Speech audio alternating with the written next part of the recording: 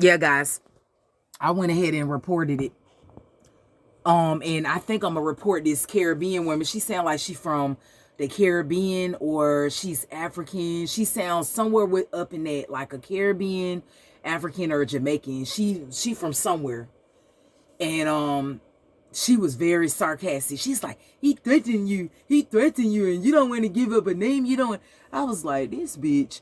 First of all, I get where you coming from, and then secondly, I don't get where you coming from because by law, and your as your rights, you don't have to give a person's name up until you're ready. And this is how I know I'm right. When I talked to another person that spoke more better English, you could tell he was Hispanic, but he spoke very clear English. So when I double checked her work to make sure she reported it, he said, yeah, she reported it. It's pending. It hasn't stuck. It's not completed. It's pending. Basically letting us know that you just did it not too long ago. He said, and the other one you reported, he said, we're looking that up now, and yeah, that one's already pretty much in, and now they're doing investigations saying they need names to do more further investigation. Excuse me, guys. So, that's my leg. Look like, yeah. So, this damn woman gonna get smart mouth with me as I was doing the report on the one that threatened me to hit me or whatever. And if y'all didn't see the first video, go back and look at my first video that I just did. I'm going to try to put part 1 on there. But it seemed like y'all don't like to look at them when I say part 1 and stuff like that. But anyways, so I'm not going to do that.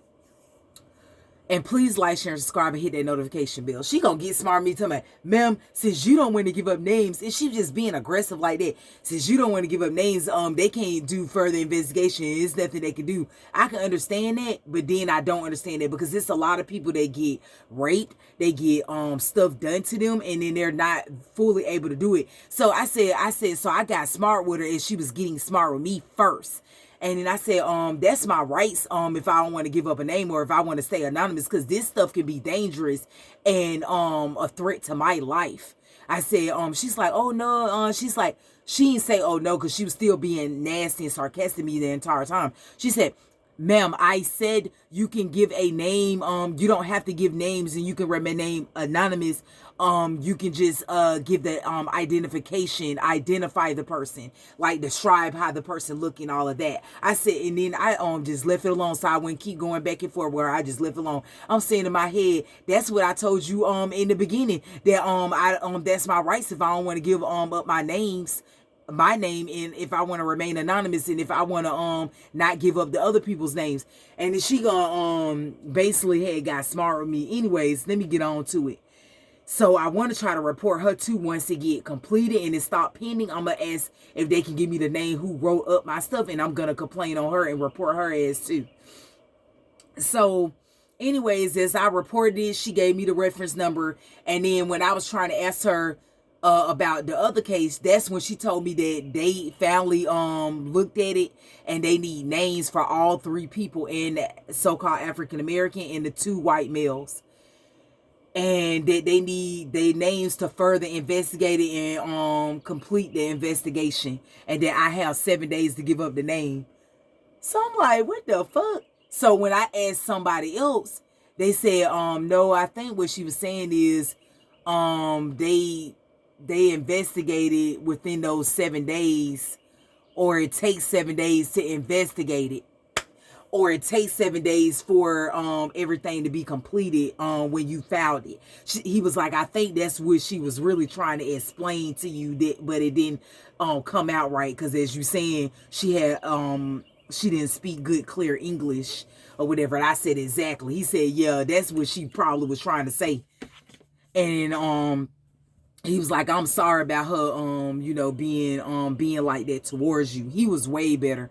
And he was like, in to answer your question, he said, I know exactly what you're asking. He said, when you file something like this, it stays on there forever. It don't never fall off, or be only time that we will delete this out the files is when we completed the investigation. Like, let's say you call back with names and your first and last name, and we're able to properly investigate it, and it's to satisfaction, then we can close the case because it has been completed. It's just like when you go into law enforcement or FBI and you could successfully complete the case, like you find the rapist and you you arrest the rapist and everything is to satisfaction with the victim family and the victim, depending on if they're still alive or deceased or whatever like that, then they can close the case if it's satisfactory. That's when he said that's the only time it'll be closed. He said, but the case never closed. It's always open for you to keep adding on to it. He said it don't close in 7 days after opening it up. He said that's just 7 days it takes for the investigation, or 7 days for everything to be completed with investigations or something like that. I said, okay, good. Because I wanted to make sure, guys, that I had enough time, to report everything. I had enough time to do everything I need to do. And I told him I'm not ready to give no names. He said, oh, that's perfectly fine. I said, I do plan on giving names when I decide to no longer work there. Because I said, I feel like once I give up names, it's not safe for me to work there no more. He said, oh yeah, he said most people, he said they have to do what's best for them. If they don't feel safe due to the environment that they're in, he said that's entirely up to them, if whatever they want to do. And I'm not saying I'm doing this to file unemployment, because that can work against me if they find these videos or something like that, because we living in that day and time. But I say this, they told me that if I can't work in an environment due to sexual harassment, due to hostile environments, due to toxic environments, and they can find that it's the job's fault and they didn't do nothing about it to make me feel safe, I can file unemployment for sexual harassment. No one can keep working a job if they're being sexual harassed and the job ain't taking initiative to fire that person. That person still continues to work there. But due to me not giving up names, they can't properly investigate who did it, whatever. But if I describe who it is, they should be able to do something about it. If I described it to the T, they should be able to do something about it, because it ain't my fault that they can't control their employees, because I understand that the employer's fault is not theirs if employee keep doing something.